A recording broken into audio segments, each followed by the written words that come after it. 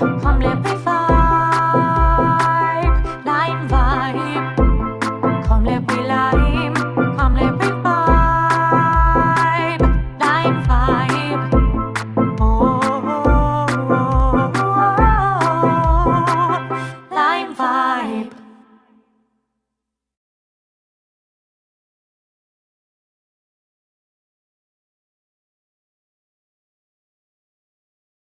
Good night, ladies and gentlemen. Welcome once again to another LimeVibe Live podcast. I'm your host, Yari Arman Kemp, here with you another Friday evening. And I thank you for joining me again. As you see, I'm trying to get my hat straightened out here. I kind of dashed and put it on, but thank you for joining me again. Hope you don't mind me trying to fix my hat while I'm speaking to you. But yeah, congratulations. You made it through another week.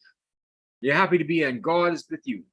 So thank you for joining us. If you have not done so, please like, share, and subscribe to our Facebook and YouTube page. That's LimeVibe77. That's LimeVibe77 on Facebook and YouTube. And share the content. Please, we really would appreciate that. That helps us to keep our mission going and help us to keep the message going about what we're doing down here in the Caribbean. Okay? And also, there's a donate link inside the description. So anything that moves your heart to give to the LimeVibe Live podcast, please do so. It's an open donation. You can give anywhere from about $5 to $50,000 if you so decide to. So please take advantage of it and support our cause. So we're brought to you again by me. I'm the only sponsor. I'm the chief sponsor here. But we got a lot of things to talk about tonight. We got a few things to talk about tonight. But first, let's talk about a report we got from there's a cocaine report. I'm going to tell you right now where it's from. 1 second. The Center for International Strategic Studies, the CICS. Let me get the right name for you right here. Sorry. It's on the Caribbean Magazine Plus website, by the way. We did a story on it because they launched a report. The Center for Strategic and International Studies, the CSIS. Okay, they launched their digital report on trafficking and drugs flow through the Caribbean to Europe. Okay, it's a very extensive report. If you go to their website, that's the Center for Strategic and International Studies. And you can download the report. Let's search for the report. Says trafficking transatlantic drug flows through the Caribbean to Europe. Okay, it's a very extensive report. It's very detailed. It shows you how all the routes from, let's say, South American countries like Colombia and Venezuela make it through to the Caribbean and on their way to Europe. And in their studies, they have found that the main transshipment routes from the Caribbean to Europe, places like France and Italy and the Dutch and the Netherlands, it happens through territories, European territories in the Caribbean, like French Guiana, like Aruba, like Curacao, like St. Bart's, and those kinds of places. So what happens is that drugs come from either Colombia or Ecuador, makes its way to Venezuela, then ships its way through Venezuela to countries like Trinidad and Tobago, and then on to other Caribbean destinations like French Guiana or Aruba or Curacao. But in some instances, it makes it straight from Venezuela to French Guiana because it's on the same continent, but it just ships its way straight through to the other Caribbean islands like Aruba and Curacao, and then makes its way into France and into the Netherlands. Okay? And my thing is, that's the European route, but the English-speaking Caribbean countries have not been involved so much in trafficking drugs to Europe. Our main clients are in the United States and Canada, okay? But can we ever shake this cocaine reputation, this cocaine transshipment reputation? I don't think we ever can. And when you look around some of our countries, some of our islands, you would see the drug money has built up a lot of our Caribbean nations. The Bahamas is no exception. Actually, Bahamas is the rule. And you would see a lot of these building complexes, from commercial complexes to housing developments. Most of them back in the 80s, I would say, started as a result of drug money, which was heavy and was flowing very freely in the Caribbean. And the Bahamas, we had a bad rap with regard to cocaine trafficking. And so we'll never shake that because this country was built on drug money back in the 1980s. And so we just can't run away from that anymore, okay? But in saying that, it's also brought a lot of damage and heartache to a lot of these Caribbean islands. There's so many people that have been hurt by drugs and cocaine, whether it's be through violence or whether it's through the demon of cocaine addiction, zapping the energy and sapping the life out of a loved one. And I've seen people, walking the sides of the streets just out of their mind, just looking for their next hit. And the United States and some cities like Philadelphia and some places like New York and San Francisco and Seattle, they are plagued with people who are just sitting out there in these skid rows, in these homeless enclaves. A lot of them are on drugs, and their lives are gone. And we've done that to them. Cocaine traffickers have done that to them. I've seen the women on the street sell their body. I've seen the men on the streets, just absolutely out of their mind. I've seen it happen. I've seen it. And it's not a pretty sight to see someone in that condition, especially if it's somebody you love and they just can't shake that addiction. I would never want someone who's in my relationship or someone who's my family member or my loved one to be trapped ever by the plague of drugs. It's a sad thing. It's a real sad thing. But we have that reputation. And it just goes to show you the sadistic kind of sociopathic nature of some of us, where we would give that to our brothers and sisters, where we would sell that to somebody else to destroy their lives. But, on the other side, the drug culture has really built up a lot of these Caribbean countries. So I guess, I guess you have to sacrifice a few people to get the kind of progress you need, because, back in the 80s, the 70s and 80s and the 90s, the large developing countries, they weren't really checking for the Caribbean like that. Okay? They didn't care. They weren't spending the money. The drug traffickers were spending the money, and they brought the money that we needed for development to get the things that were in the developed countries. And people don't talk about that side of it. People don't talk about how racism back in the 70s and 80s really played a part in the underdevelopment of the Caribbean countries and the Central American countries. They didn't want to touch them with a 10-foot pole, some Americans and some Europeans. Look at what they did to Haiti. After France pulled away from Haiti, they left it there to rot and die. But of course, the Haitians, they kicked them out. They had a reason to let them rot and die. But still, though, look at how Haiti was treated over the last 200 years or so. And so when the drug money came through, oh yeah, give it to the Americans, give it to the Canadians, give it to the Europeans. Let their streets be overrun with crackheads and addicts. And we see it on a daily basis. If you go to any video on YouTube, you will see the drug addiction in the United States. There's a video I saw. There are multiple videos of that going on in Philadelphia. I'm gonna play one for you right now, actually, and you will see exactly what I'm talking about right here. Let me share my screen with you. This was there are several of these out there on YouTube. I'll share with you right now. Go to basic, share my screen, and you have to see this right here. 1 second.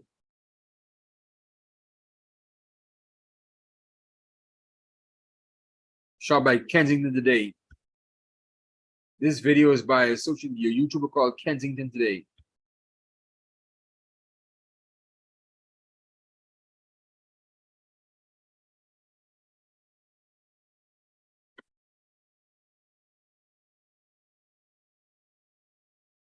And this is not a slum in South Africa or some slum in Africa somewhere, or some slum in the Caribbean. This is the streets of Philadelphia, the Liberty City, the home of freedom.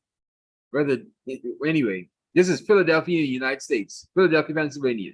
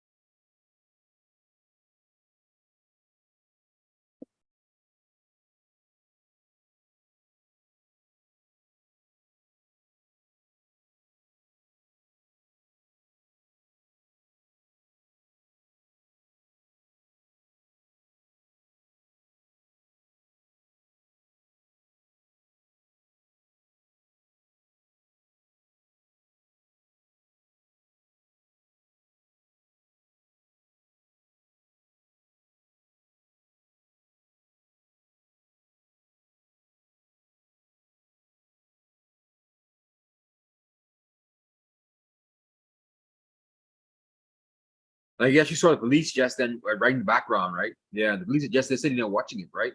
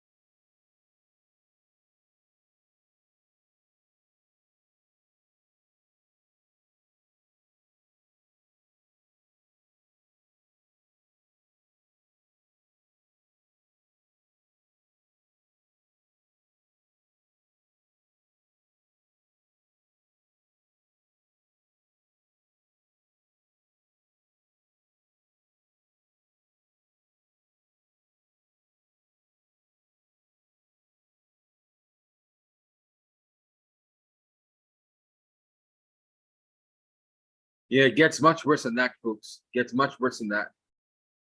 Yeah, and I've seen much worse videos than that. And that's what we've done to people. We've done that to people.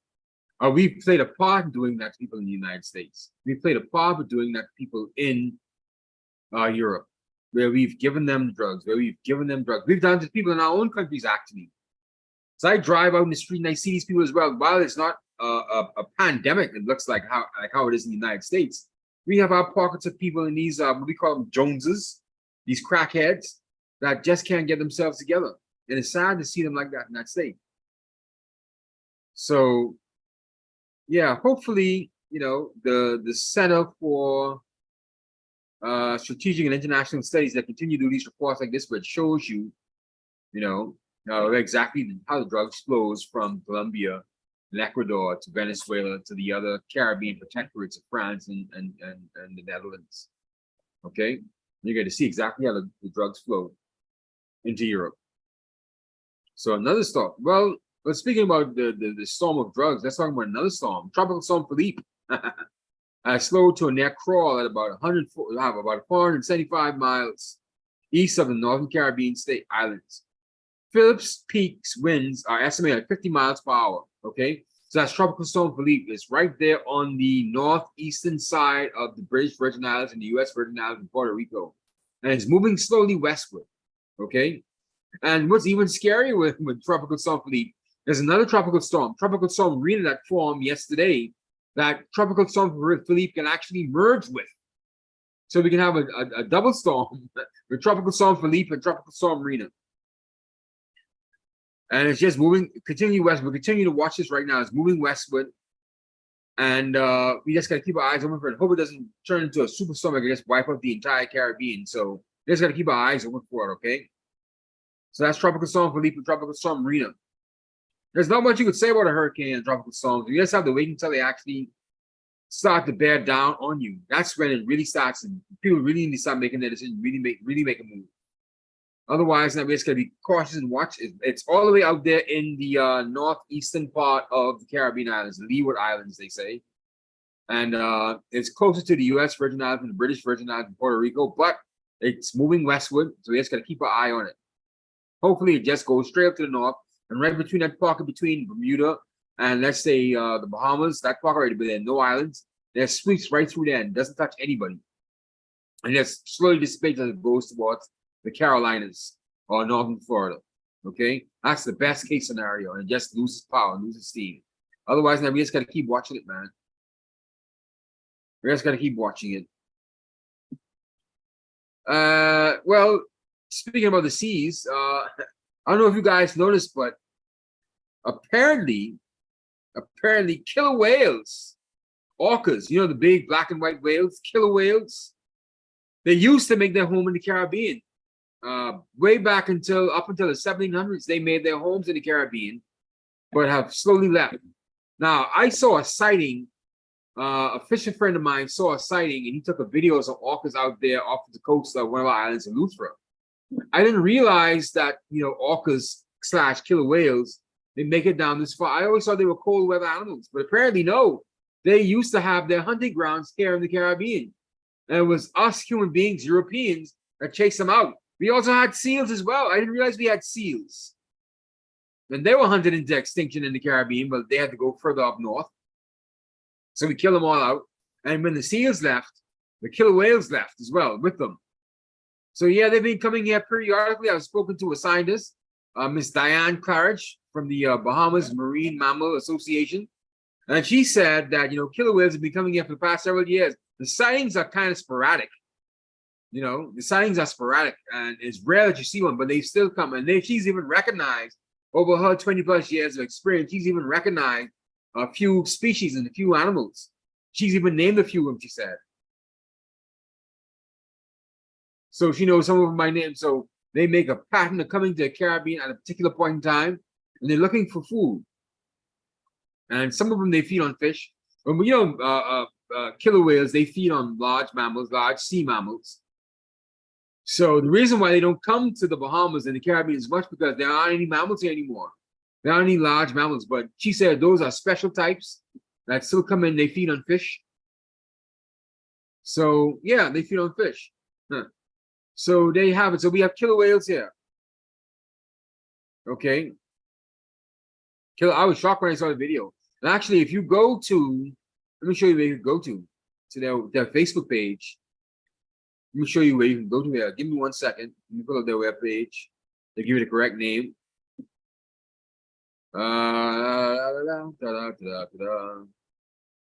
It's called the Bahamas Marine Mammal Research Organization. The Bahamas Marine Mammal Research Organization. You can go to their Facebook page and you can see the footage of killer whales. You can find out all about the killer whales. They come here to the Bahamas.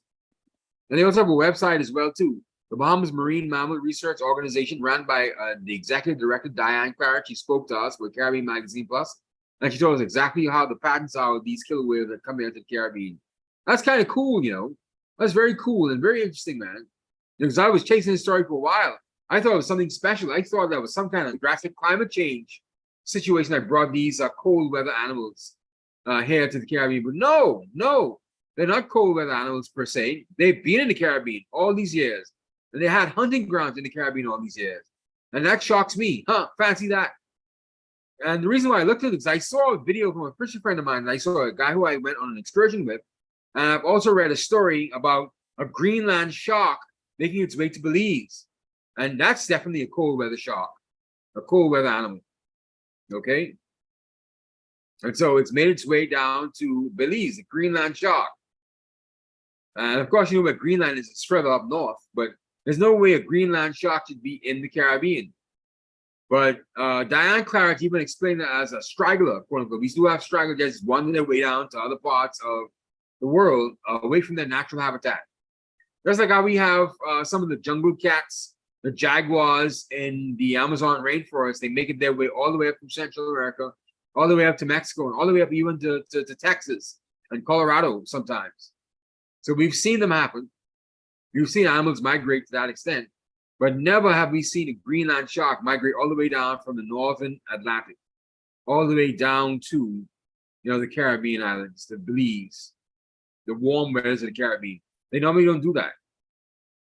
What you say is nothing abnormal. It's just that sometimes you have some stragglers, and the killer whales, they've been here, so that's nothing strange either. So that's cool. That's cool to know. Well, speaking of Belize and speaking about South America as well, I don't know if you guys realize that Nicolas Maduro in Venezuela, he's upped his ante against Guyana. Okay, and he made some comments inside the Venezuelan parliament stating that Guyana is now allowing the United States to build military bases off the coast of the Venezuela, the Bolivarian Republic. And they've made some charging remarks. So this is the first time, Nicolas Maduro has made some very sweeping remarks against Guyana, because he's made a claim as well that at least 2/3 of Guyana is owned by Venezuela, and it was stolen from Venezuela when they started to petition off South America. Outlandish claims, really. And even if that's so, it's been a part of Guyana for so long, you're never going to get that back. Okay? Even if you do have a case. There's an international case. And every now and then, Venezuela sweeps it up, and Nicolas Maduro is prone to sweep it up every now and then. But, that's the way it goes, I guess. And that's the kind of atmosphere that Guyana is operating in with regard to drilling for oil. Of course, Venezuela started to get a little more fussy when Guyana started to drill for oil and become successful at it. Because, of course, Venezuela used to be very successful at selling oil, drilling oil. But they've destroyed their oil industry. With all the U.S. sanctions just heaped on top of it, they can't sell oil even if they want to. So they're just upset now that Guyana has found their oil spring in Guyana. And so they want to threaten and bully Guyana. But they have no fear.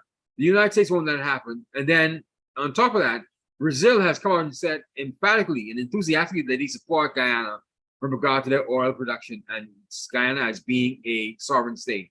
And all the regional agencies, the Organization of American States, the CARICOM, and the Commonwealth as well, has condemned Venezuela for coming at Guyana with regard to trying to invade Guyana or even make belligerent comments against Guyana. As well they should, because Nicolas Maduro won't stop. He's the president, but you just have to bear with him, okay? So on to a more frivolous topic.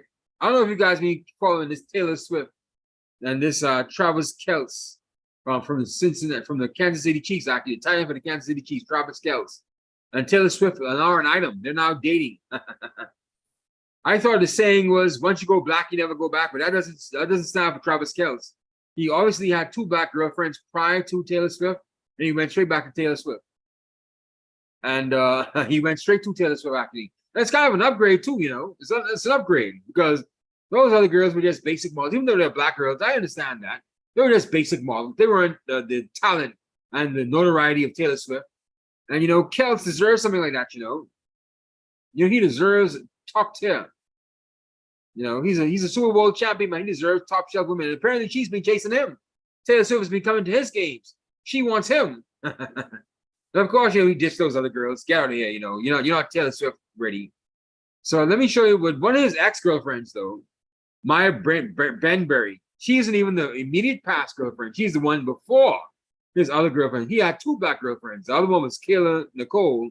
It was his most recent girlfriend. And the one before his is Maya Benberry, who just popped up out of nowhere, is making a bunch of comments and saying that he's a narcissist and saying that Travis Kelce isn't who you say she is. Miss, he left you a long while ago. He had another girl in between you and Taylor Swift. You don't need this 15 minutes of fame. We shouldn't even be talking to you. You're old news, man. Let me show you right here on the Inside Edition, actually. They interviewed her. Let me show you this right here. Share my screen again. Sorry, guys.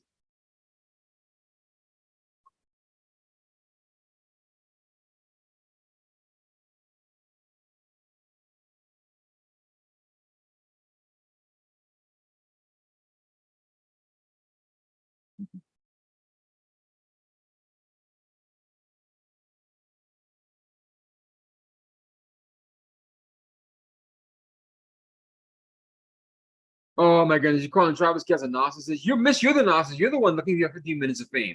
Nobody asked you anything. Nobody called you out. You just popped up out of nowhere. You see the man moving forward with something that's better than you, and then you're just pissed off with that, right? Anyway, that's how people go, you know. Once they see a world with something better, they're pissed off with that. Go to rest.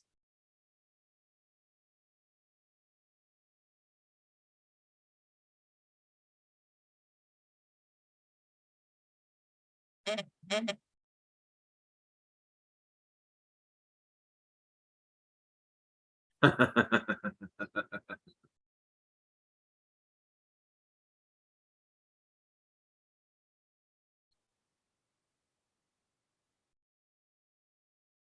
31-year-old life coach. That's a red flag right there. Not 31-year-old doctor, 31-year-old lawyer, 31-year-old accountant, 31-year-old life coach. She's telling me about life, and she got dumped by a football player, of all things.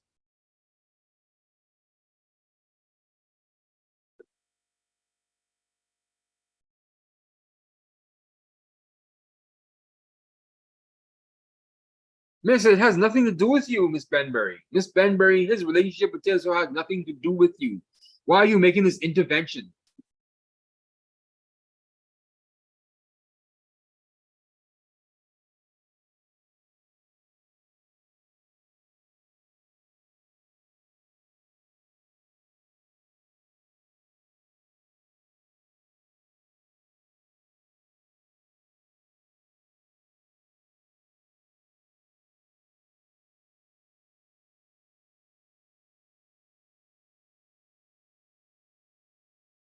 Yeah. That's the BS.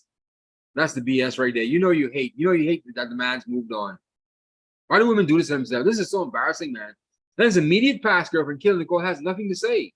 It's only her. And how she met Travis Kelce was on a damn reality show, a dating show. You know, that's showing that she's out of her mind, that she's a attention seeker.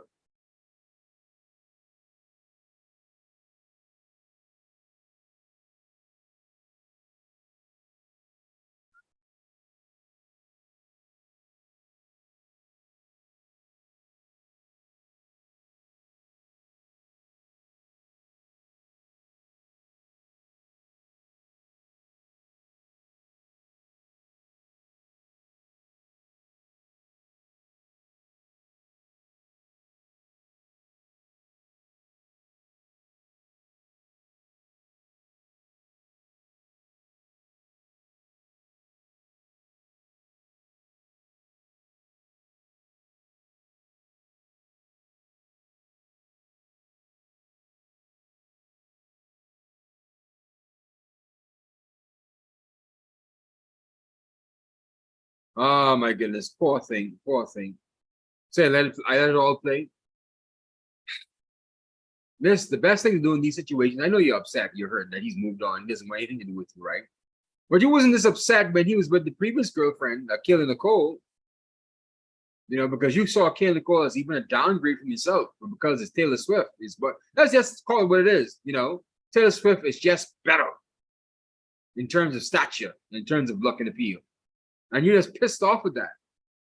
And you're saying that you're upset. Of course, you're upset now because he's moved on firmly from you, and it's never going to happen again. Yeah, you may have been in love. I've been in love several times before as well, but please just let it go, miss.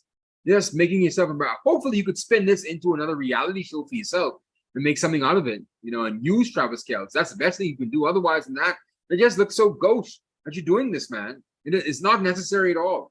It's not necessary at all, man. I feel sorry for her, you know. It's just an embarrassing situation to be in, you know. It's just not anything that you should be involved in, man.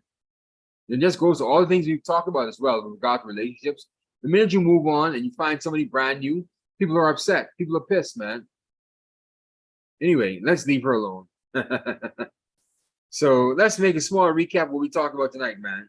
We talked about this cocaine route from Colombia and Ecuador to Venezuela to the Caribbean, European Caribbean protectorate itself, places like French Guiana, Aruba, and Curacao, and how they're making their way to Europe, and how we've seen the death and destruction on the streets of places like Philadelphia in the United States. I can imagine what Europe feels like when that cocaine hits the streets and that fentanyl hits the streets. And they don't even have near the mental care that they have inside the United States, where they take that kind of halfway serious. Okay, we just got to be careful, man. You know, how we let these people just hurt themselves. You know, I pray that anyone who's dealing with that kind of addiction can actually get themselves off of it. I hope so, because what we've done, what we've allowed to happen is just unconscionable. Just unconscionable. Okay. We also talked about hurricane, tropical storm Philly, and tropical storm Marina, how they could form a double storm, how they could merge together and become a superstorm in the Caribbean in the next couple of days. We hope it doesn't happen. We hope that they continue to veer off into the Atlantic away from us. But from what we've been seeing, that they're off the coast of, they're about a few hundred miles off the coast of the U.S. Virgin Islands and the British Virgin Islands of Puerto Rico, but it's moving slowly westward, moving into the Caribbean islands. Okay. And like I said, our best effort, our best hope is that it cuts that needle right between, let's say, the northern Bahamas and Bermuda, where there's no islands whatsoever. It just continually dissipates right in that same pocket right there, if it's going to go that way. And before it even makes landfall in the United States, let's hope it just breaks apart right and just turns into just like a regular rain shower. That's our best hope for that. Okay? Because Puerto Rico can't deal with another storm right now. And neither could the U.S. Virgin Islands or the British Virgin Islands. Nobody can deal with a storm right now. Nobody can deal with a storm right now. You know, nobody. We also talked about Venezuela and Guyana conflagration. You know, Nicolas Maduro is making overtures towards, you know, the Guyanese parliament. President Irfan Ali, you know, he's trying his best to pump oil out of Guyana. But Nicolas Maduro is pissed with that. He wants, you know, a part of Guyana. It's a grotesque claim. If you go and read Saron Sands' commentary on the Caribbean Magazine Plus, you would read a synopsis of what's happened, how it got to this point, and some of the things that Nicolas Maduro has been saying against Venezuela. That's really a grotesque thing to be claiming 2/3 of Guyana for Venezuela. That's not going to happen. You know, and what are you expecting to happen? No one's going to turn their eye from Guyana at a time like this. We didn't turn our eyes from them when they were dirt poor and they didn't have any money whatsoever. Now they have oil. No sound developed country, from Britain to France to the Dutch, the United States to Canada, is going to turn their eye from Guyana and let Venezuela disrupt Guyana in any way, shape, or form from pumping that oil. No developed country is going to allow that to happen. So Nicolas Maduro, that just goes to show how delusional he's been over the past several years. And he thinks that he's going to just run into Guyana and take Guyana back? Does he think that he's going to do anything to the Guyanese parliament? Does he really think that? He's got to be out of his mind. So that's him. Okay. And like I said, you know, we just got to be very, very careful when we're dealing with these kinds of things. You know, because nothing can disrupt that oil that's being pumped out of Guyana. Nothing can disrupt that. We also had killer whales in the Caribbean, killer whale sightings. orcas. And it's not unusual, says environmentalists. And actually, they're welcome there. And it's a happy sight to see them. And I'm too pleased as well, because I'm glad to see that we have a vibrant sea life, marine life here. That killer whales are coming, they can enjoy themselves. You know, I love animals. I love any animal that comes to the Bahamas and the Caribbean, any animal in particular. And so that just goes to show how much fish we have in our seas here. Like killer whales come and they hunt. Because killer whales really hunt other mammals, other sea mammals like sea lions and seals and sharks and things of that nature. But they're coming here for fish. They're coming here for our grouper.